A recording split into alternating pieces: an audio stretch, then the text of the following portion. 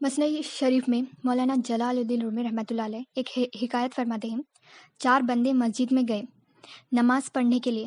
اب مسجد میں آ گئے وہ بندے، نماز پڑھنا شروع کر دیے۔ نماز شروع کرنے کے بعد مؤذن صاحب آ گئے۔ اس میں ایک شخص نے بولا کہ حضرت، کیا آپ نے اذان دے دی ہے یا نہیں دی ہے؟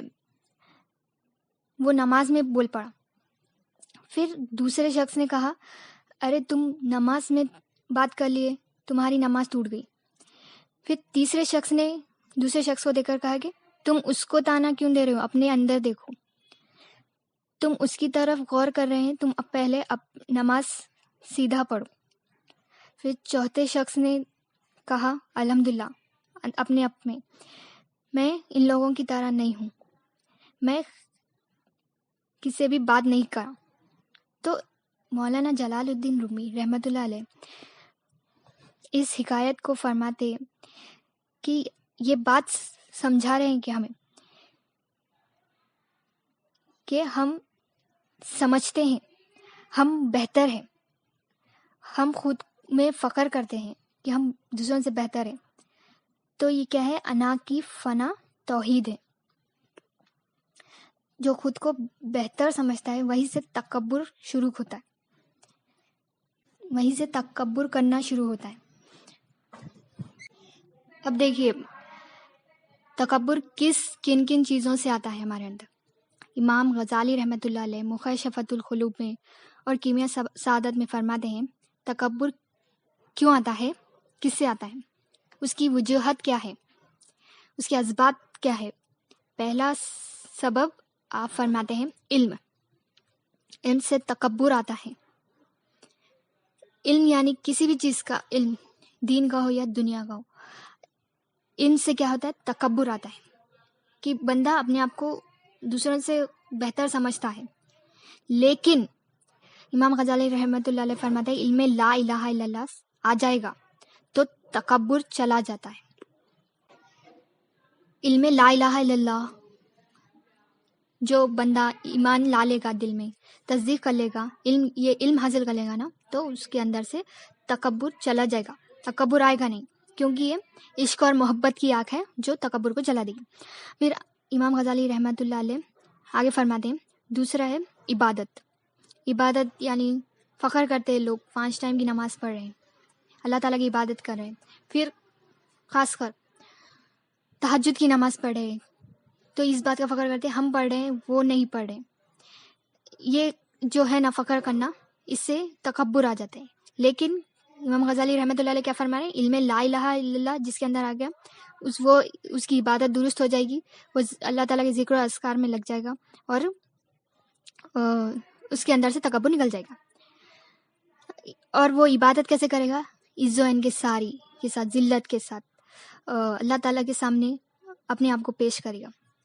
عز و انکساری، ذلت، فقیری اتیادی کا نام کیا ہے؟ عبادت ہے۔ تیسرا مال اور دولت،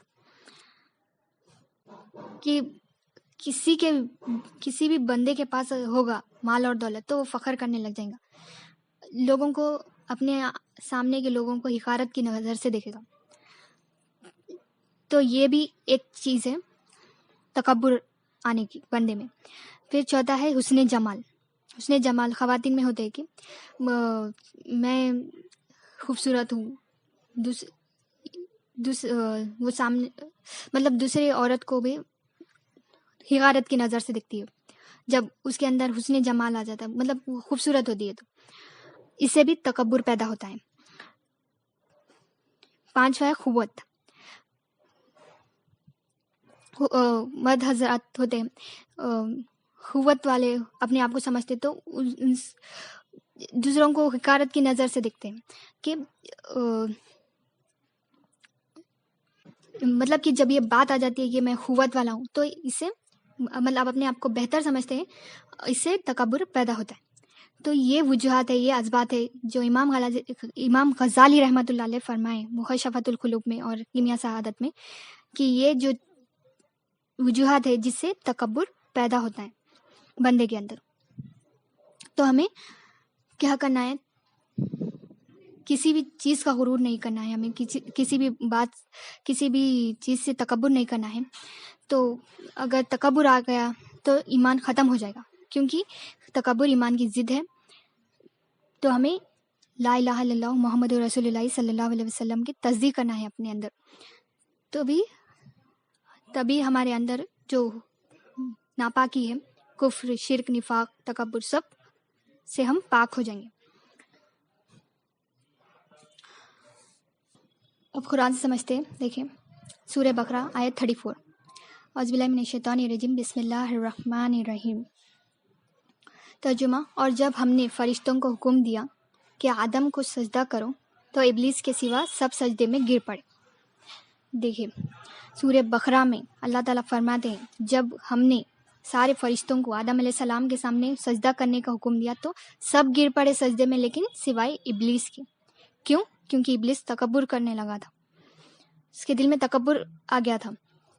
آگے فرماتے ہیں اس نے حکم الہی نہ مانا اور تکبر کیا اور کافروں میں سے ہو گیا. دیکھیں جب اللہ تعالیٰ نے سجدے کا حکم دیا تو اللہ تعالیٰ کی نافرمانی کیا اس نے، ابلیس نے، اور تکبر کرنے لگا اور وہ کافروں میں شمار ہو گیا. اولیاء اللہ فرماتے ہیں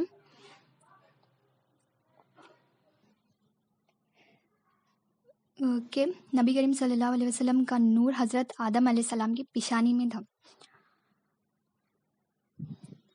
اسی لیے اللہ تعالیٰ نے سارے فرشتوں کو حکم دیا تھا کہ وہ سجدہ حضرت آدم علیہ السلام کے لیے بھی ہو رہا تھا اور ہمارے پیارے نبی صلی اللہ علیہ وسلم کے لیے بھی سجدہ ہو رہا تھا. تو فرشتے اللہ تعالیٰ کی حکم کی تعمیر کی، پھر انہوں نے دوسرا سجدہ بھی کیا. وہ سجدہ تھا سجدہ شکر، کہ ابلیس تکبر کرنے لگا اور ہم فرشتے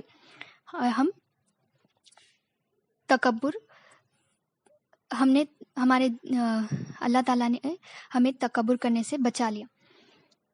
اور اللہ فرماتے ہیں کہ وہاں اس کو یعنی ابلیس کو سجدے کا حکم دیا تو سجدہ نہیں کیا. وہ سجدہ کیا تھا؟ حلال تھا، جھکا نہیں وہ. لیکن اور جب یہاں امت محمدیہ میں سجدہ اس کے لیے حرام کر دیا گیا، یہاں وہ اٹھتا نہیں ہے سلام کے لیے. سورہ اعراف آیت 13. بسم اللہ الرحمن الرحیم. ترجمہ: اس پر اللہ نے فرمایا وحشت سے اتر جا، تو اس کے لائق نہیں کہ یہاں رہ کر تکبر کرے، بس نکل جا، بلا شبہ تو ذلیلوں میں سے ہے. تو دیکھیے اللہ تعالیٰ جب سجدے کا حکم دیے تو ابلیس تکبر کیا، کافروں میں شمار ہو گیا، اس نے سجدہ نہیں کیا. تو اللہ تعالیٰ نے کہا تو وحشت سے اتر جا، تو اس کے لائق نہیں ہے، تو یہاں سے نکل جا. اللہ تعالیٰ نے اسے جنت سے نکال دیا اور کہا کہ تو ذلیلوں میں سے ہے. سورہ اعراف آیت 146. بسم اللہ الرحمن الرحیم. ترجمہ: جو لوگ زمین میں ناحق سرکشی اور غرور کرتے ہیں میں ان کو اپنی نشانیوں سے پھیر دوں گا. دیکھیے اللہ تعالیٰ فرما رہے ہیں جو لوگ سرکشی غرور کرتے ہیں اللہ تعالیٰ ان کو اپنے نشانیوں سے پھیر دیں گے، غافل ہو جائے گے وہ. اور آگے فرما دیں اور اگر یہ سب نشانیاں بھی دیکھ لے تب بھی ان پر ایمان نہ لائے. اور اللہ تعالیٰ فرما رہے ہیں یہ نشانیاں وہ دیکھ لیں گے میری تو تب بھی وہ ان پر ایمان نہیں لائیں گے. اور آگے فرماتے ہیں اور ہدایت کی سیدھی راہ سامنے دیکھا تو کبھی اسے راستہ نہ بنائیں گے، اور اگر گمراہی کی راہ دیکھے تو اسے راستہ بنا لے. تو دیکھیے جو غافل ہو جاتے ہیں اللہ تعالیٰ فرما رہے ہیں جب وہ سیدھی راہ دیکھیں گے تو اسے راستہ نہیں بنائیں گے، اور جو گمراہی کا راہ دیکھیں گے اسے راستہ بنا لیں گے. اور آگے فرماتے ہیں اس کا سبب یہ ہے کہ انہوں نے ہماری آیتوں کو جھٹلایا اور ان سے غافل رہے. دیکھیے اللہ تعالیٰ جو غرور کرتے ہیں، سرکشی کرتے ہیں زمین پر رہ کر، اللہ تعالیٰ ان کو اپنی نشانیوں سے پھیر دیں گے. اور جب وہ سیدھی راہ اور جب وہ اللہ تعالیٰ کی نشانیاں دیکھ لیں گے تب بھی وہ ایمان نہیں لائیں گے. اور جب وہ ہدایت کی سیدھی راہ دیکھیں گے تو وہ اس کو راستہ نہیں بنائیں گے بلکہ گمراہی کے راستے کو اپنا راستہ بنائیں گے. اور اس کا سبب اللہ تعالیٰ فرما رہے ہیں کہ اللہ تعالیٰ فرما رہے ہیں کہ ہماری آیتوں کو وہ جھٹلائے ہیں اور ان سے غافل ہو چکے ہیں وہ. تو جو غافل ہوتا ہے وہ بڑا آخرت اور دنیا اور آخرت دونوں میں نقصان اٹھائے.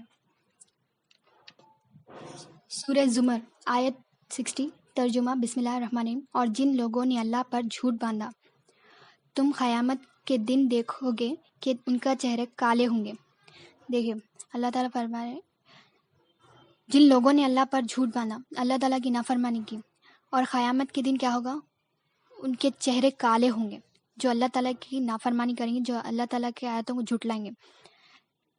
پھر آگے فرماتے ہیں کیا تکبر کرنے والوں کا ٹھکانہ دوزخ نہیں ہوگا؟ اللہ تعالیٰ فرما رہے تکبر کرنے والوں کا ٹھکانہ کیا ہوگا؟ دوزخ ہوگا. بے شک. سورہ منافقون آیت 5 اور 6 بسم اللہ الرحمن الرحیم. اور جب ان سے کہا جاتا ہے کہ آؤ رسول اللہ صلی اللہ علیہ وسلم تمہارے لیے بخشش مانگے تو وہ اپنے سروں کو پھیر لیتے ہیں. دیکھیں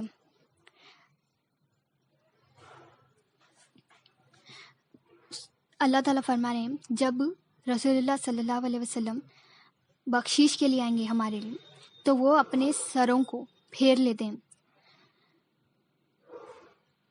جب نبی کریم صلی اللہ علیہ وسلم ان کی بخشش کے لیے آئیں گے تو وہ اپنے سر پھیر لیتے ہیں، بے ادبی کرتے ہو.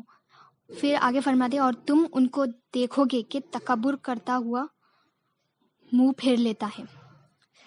اللہ تعالیٰ نبی کریم صلی اللہ علیہ وسلم سے فرما رہے ہیں کہ وہ لوگ تکبر کرتے ہوئے اپنا منہ پھیر لیں گے. آگے فرماتے ہیں جب ان کا کفر کی یہ حالت ہے تو ان کے حق میں برابر ہے کہ تم ان کے لیے مغفرت چاہو یا نہ چاہو، اللہ ہرگز ان کو نہ بخشے گا. بے شک اللہ ایسے نافرمان لوگوں کو ہدایت نہیں دیتا. تو دیکھیے جو تکبر کر رہا ہے اللہ تعالیٰ کیا فرما رہے ہیں ان کے حق میں یہ ہے کہ جب نبی کریم صلی اللہ علیہ وسلم ان کی بخشش مغفرت چاہے یا نہ چاہے، لیکن جو نبی کریم صلی اللہ علیہ وسلم کی بے ادبی کرے گا اللہ تعالیٰ ان کو ہرگز نہیں بخشیں گے. اللہ اور ایسے لوگوں کو ہدایت نہیں دیتا. تو تکبر عادت ہے، اپنے آپ کو بہتر سمجھنا دوسروں سے، اور دوسروں کو حقارت کی نظر سے دیکھنا، چھوٹی نظر سے دیکھنا. تو یہ جب تکبر آ جاتا ہے بندے کے دل میں تو وہ ایمان کو جلا دیتا ہے، ختم کر دیتا ہے.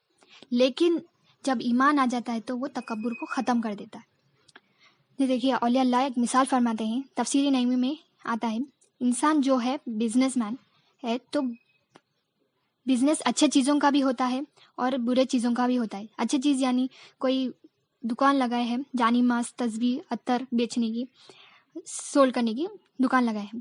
اس کے پاس اچھے سودا بھی ہوتا ہے اور برا سودا بھی ہوتا ہے.